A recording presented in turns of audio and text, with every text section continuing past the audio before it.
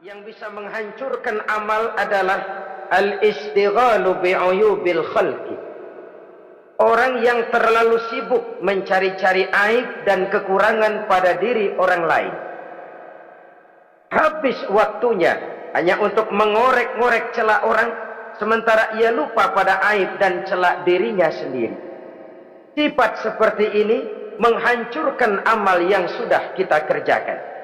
Sedangkan baginda Nabi mengajarkan, tuba liman syaghalahu aibuhu an uyubin nas.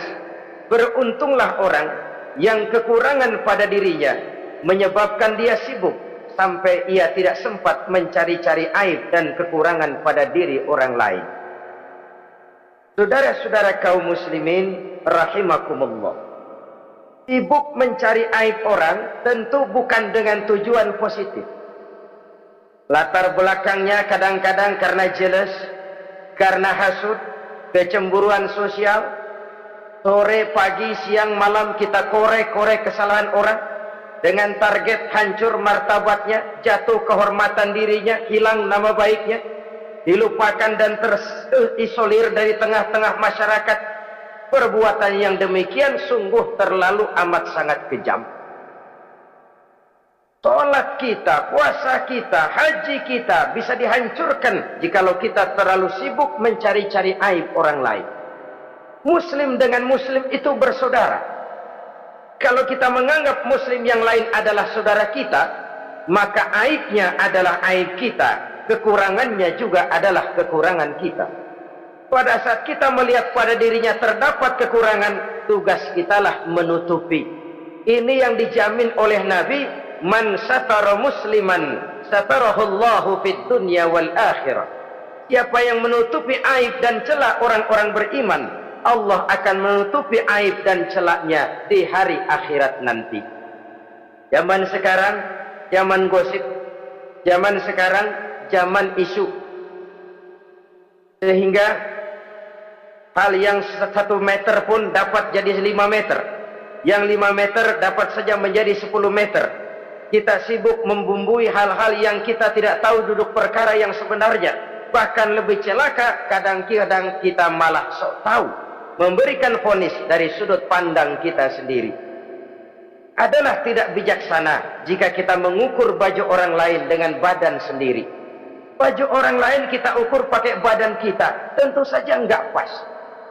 Begitulah, terlalu sibuk mencari-cari aib orang lain menghancurkan amal ibadah yang sudah kita kerjakan. Na'udzubillah summa na'udzubillah. Kadang-kadang hadir majelis taklim di pengajian, ngaji setengah jam, ngomongin orang 2 jam setengah. Tekor, defisit, belum bergeser dari majelis taklim. Ini kan penyakit rohani, di mana kedudukan kita antara sesama muslim bagaikan satu tubuh. Kalau yang satu sakit, yang lain ikut merasakan sakit. Yang satu terhina, yang lain ikut merasakan terhina.